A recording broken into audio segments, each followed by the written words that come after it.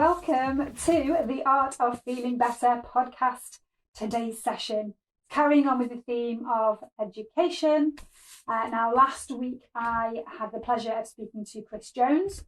I have another few guests coming up over the next couple of sessions, and we also have a webinar that I'll be speaking at around reimagining education and unlocking the keys to education.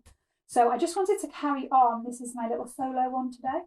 I wanted to carry on the conversation around education because I'm so passionate about this subject, and I've had many conversations over the years with many people, and I've witnessed lots of conversations on group chats, on parent sites, on working with young people over the years as I have done. It's such a topic that we need to be discussing out in the open, but it's just so difficult. It's so difficult, and I think I'm at the point now where we really have to bring these situations and these issues into the room at a high scale. We have to influence and change collectively as human beings, as parents, as students, as teachers, because the system has to change. The system has to change.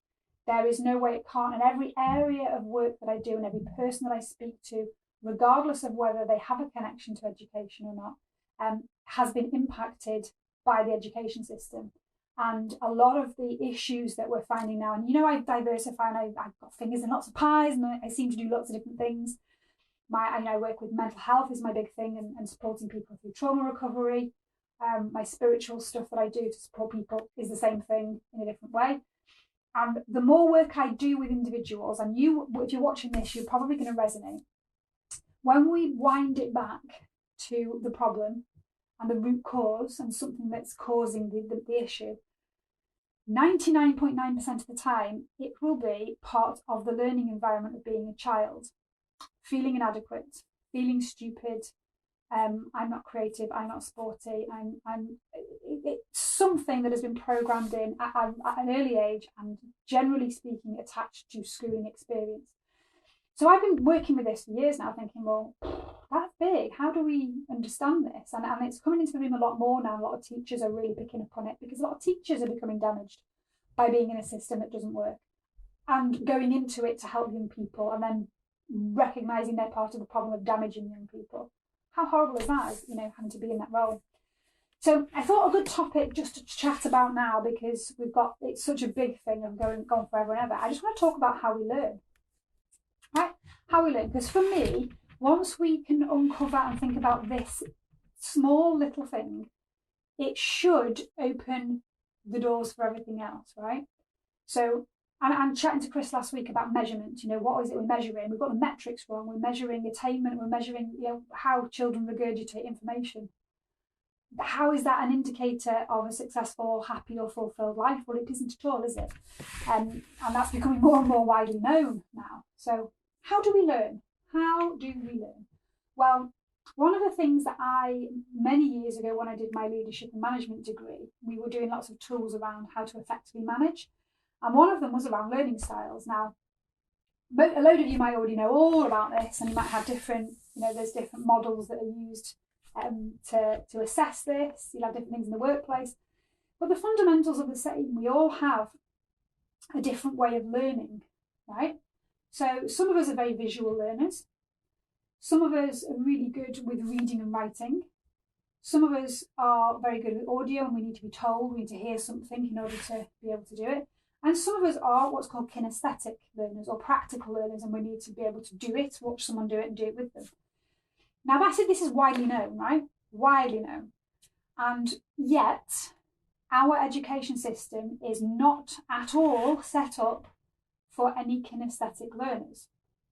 And every young person, every single one for years I work with in isolation rooms, or the naughty kids that have been kicked out into a group somewhere else, I have done creative personality types and learning style assessments, little quizzes to assess what's going on, and every single one has been dominant kinesthetic.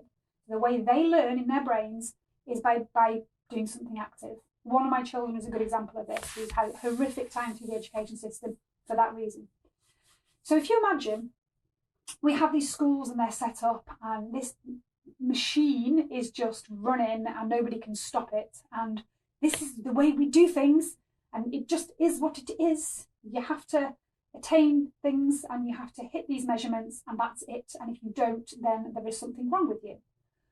Well, I, again, head above the parapet, challenge that and say, well, hang on a minute. No, there isn't anything wrong with anybody at all. The failing is with the system because you're not engaging somebody the way that they operate. So it's the environment that's wrong, not the person. And all the people that I meet believe that there is something wrong with them because the environment is so shitty and doesn't help them with what they need. And yet there is no solution other than to be told that, well, it's your fault, you're broken, you're, something wrong with you. So it's my life's work now to just challenge it because it's just such an awful thing to be part of, and it's an awful thing to witness when you can see there's something going on and you can see the failings, but you can't do anything about it. So I'm just going to get loud and noisy, which is no change there, is it really?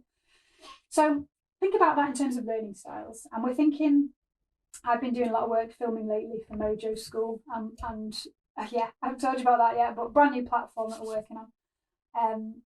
And I've been doing a bit of work around Maslow within Mindset Mojo. And anybody that's heard of Maslow's hierarchy of needs, some people will know it back to front, some people will never have heard of it. There's a triangle with levels of what we need in order to self-actualize and live our best lives and be our best selves.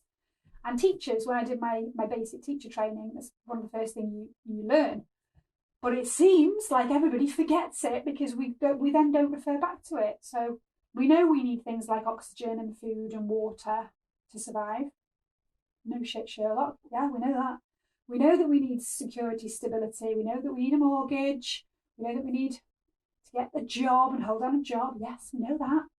But nobody can seem to articulate any of the other stuff. Social connections, the creativity, problem solving, the emotional connections. These are the things that we really need to be happy individuals. But we're just taught, do that, and then you should be happy. And if you're not, you're a problem. Do that and do it the way I tell you to do it. Otherwise, there's something wrong with you and you're stupid. And you all have to pretend that you're all right with it because that's the way it is. And everybody else is getting on with it. And they're all happy on their social media. So why are you a problem? And we've got this horrible, perpetuating, awful society that's getting worse and worse with the digital age now. And we have these young people, these children, who have, our brains are evolving because this digital capability and all of the stuff that goes with evolving in this way is sparking off new creativity and new things and new identity issues that were never there before. And yet we then plonk them into Victorian and post-war setups in schools. We tell them that that's right, but we also tell them that they need to go and do that over there. We tell them that they have to learn this way because that's the proper way to learn. And if it doesn't feel right in your body, just pretend it does and just ignore that. We don't do feelings, we don't do emotions, we don't do anger for sure. So crack on, get on with it. And we have these brains, these Ferrari, it's a good analogy for ADHD, Ferrari brains with bicycle brakes, just going off in all different directions. This amazing, creative, superpower capability that is being thwarted and stunted and bashed out of people as something that is wrong or bad or needs medicating or needs assessing to be labelled as something bad and then medicated. And don't get me wrong, I know there'll be kickback from that because it's a necessary thing and I know we need this. And a lot of people I work with, that just being able to have that label, to get the support is amazing. But you can see where the damage is, right? You can see that it's very negative connotations to all of these labels, where we need to be looking at embracing diversity and difference and being inclusive and having a space or spaces where everybody can learn. Everybody gets the chance to learn and they learn however it works for them. So I would love to be able to see, and I think it's, maybe in my lifetime, maybe not, but a place where the whole education system has a complete flip, reframe, overhaul, where there are different spaces. There are different spaces set up, and I speak to teachers all the time, especially like little school teachers, who they could pretty much assess from a very early age, and they could tell who needs, who responds better to certain things and who could be where. So, these better kind of assessments, which aren't making people feel like crap if they can't perform a certain task on a certain day. You can say, okay, you learn really well from, you love reading and writing, brilliant, your space is there, you'll do really well there, and they're your kind of subjects, or you need to go there, that's your way to learn. Nothing's worse than, nothing's better than, there's just difference, right? And all difference is celebrated. That's what it should be. Because we have this alternative provision, don't we, which I'm in that arena, where it's like, if you can't be great and do all that stuff that you're meant to do, then we'll just throw you in that corner, and it means you're a bit stupid, a bit crap, and you probably won't get very far. Excuse me? That needs to be packed in immediately, because it's just incorrect. We can't keep using this kind of language, and we can't keep having this kind of framework. It's just abusive and damaging. Unacceptable, completely unacceptable. And I've been doing some training recently. I've been doing loads. I'm always retraining and relearning and reading books and trying to like a sponge for the knowledge. But I was reading the Human Giving Institute books. So I've done a fair bit of training over the last couple of years with some of their courses. And there was a really interesting passage around human brain, which is I love the human brain. And it was talking about language, right? Talking about why is it that little kids, you could put little kids in a family where there are more than one language and they would be bilingual, they just pick up language really quickly, yeah? So, well, that isn't interesting. And it turns out, on my pursuit for more neuroscience information, that there are certain, how do we put this so it's easy to understand?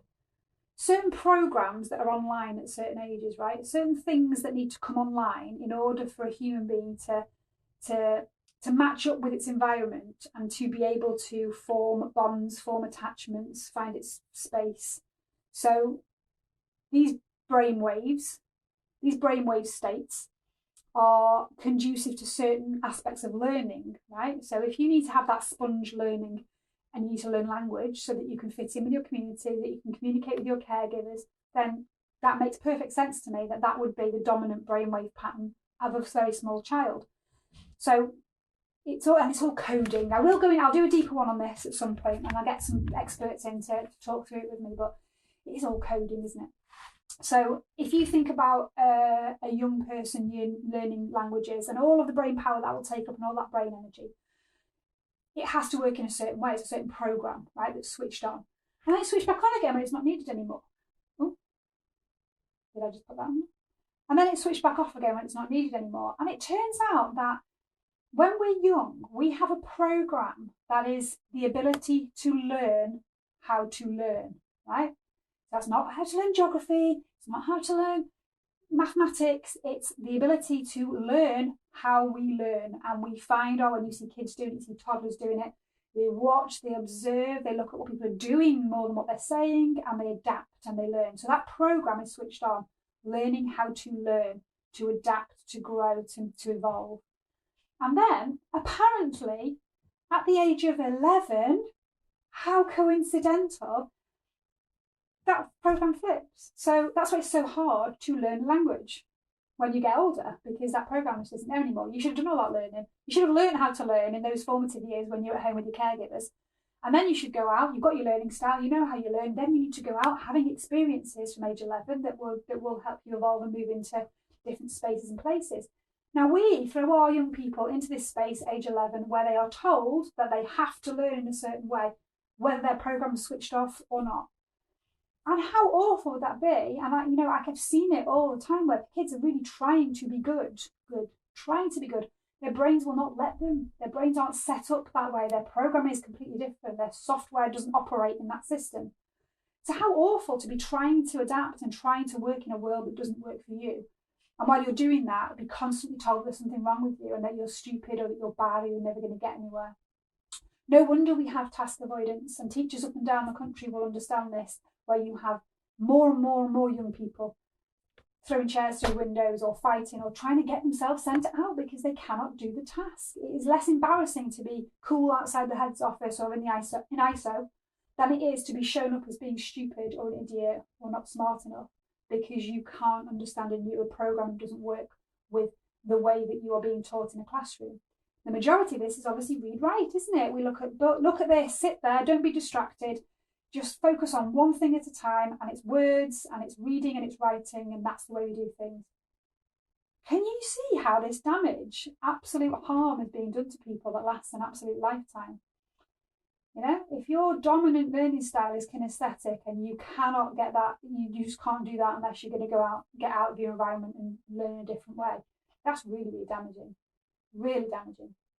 And hopefully that's the kind of thing that we'll be able to work on, having these different spaces that are good for different learning style. And as Chris said, what's the metric? What are we measuring? Are we measuring someone's ability to regurgitate and spew out some information they've learned about Henry VIII so that they can be told that they're smart? Or are we measuring someone's ability to engage and within their community, or create something, or be part of a community or a team or a project, or give something back, or help somebody else, or be a great parent?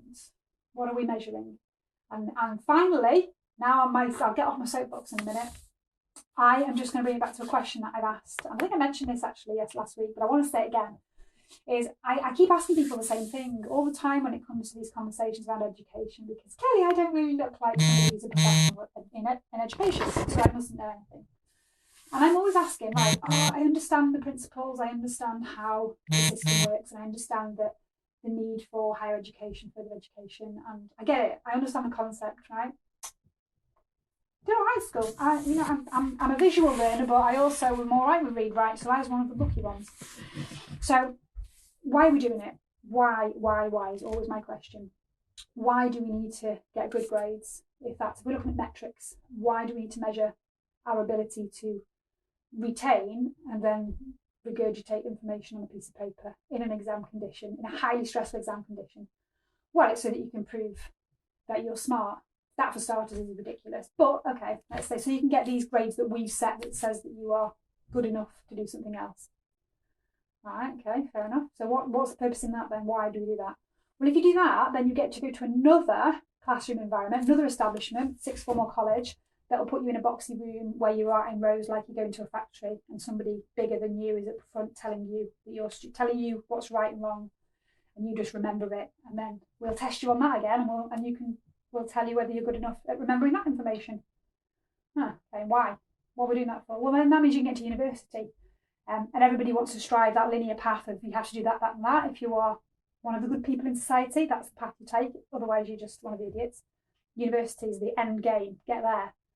But then we'll put you in another one of those classroom environments, but we'll put extra pressure on now. It's like, you've got to be able to really deal with stress at this point and regurgitate information, lots of it, lots of words, with tight deadlines. Okay, all right, maybe that's teaching you how to deal with stress, how to do, I can kind of see, maybe prepping you for adult life-ish, kind of. Why, though? Why? What does that mean? Well, that means when you get your degree, that means you're going to get the best possible job. You're going to have more chances of getting grading your CV. You're going to have a better chance than the stupid people over there at getting the job that pays the money. All right, now we're getting somewhere, aren't we? All right, I understand how that works. I don't like it, but I understand. So why? Why do we want to get a good job? Why do we want to get the job with the most money? Is it so we can have power over people? Is it status? Well, it's money, isn't it? You want more money so that you can do things. Okay? Once again, why? Why do we want the best job with the most money? Why? Well, because then you can live a happy life. See the fundamental flaw in that plan? If you are constantly not taught how to deal with pressure as a more able and talented, clever, as opposed to the stupid lot, then there's a good chance that you're going to end up not having a happy life, because then you have these bizarre trauma responses that tell you have to do more, be perfect, have status, have more money, more, be better, and you're not going to be happy. Or you're going to have a harder time being happy. Or you're not even going to get that far because you're too stupid and you're told that you're not good enough to be happy. So you're not going to be happy anyway. So why this disconnect? If all we want to do is be happy, if that's the end goal of everything, is to have a happy, well-fulfilled life so that when we're in our 70s, we can retire and actually smile. If that's what we're going for, then I think we should be teaching people how to be happy. We should be teaching people the fundamental skills in being compassionate, kind, empathic, enjoying life, having great experiences, managing situations that come up when they're not great, because that's life. enjoying the best bits, dealing with the worst bits, supporting each other, supporting our family, being great parents, passing on wisdom, supporting our community, helping to learn and grow and shape things, sharing skills, sharing wisdom, making enough resource so that we can all contribute and that we can all get something back, that we can survive and we can eat and we can have shelter. So that we can build in those bits of Maslow's pyramid. That is what we should be being taught in schools. Real life skills. How to be happy. That is the end of my rant for the day. Next week, I'm going to have another incredible person to talk a little bit more around their work within education. And hopefully some of these conversations will start to gain traction and we'll get in the right rooms with the right people who can make the decisions. We're coming for you. See you next week.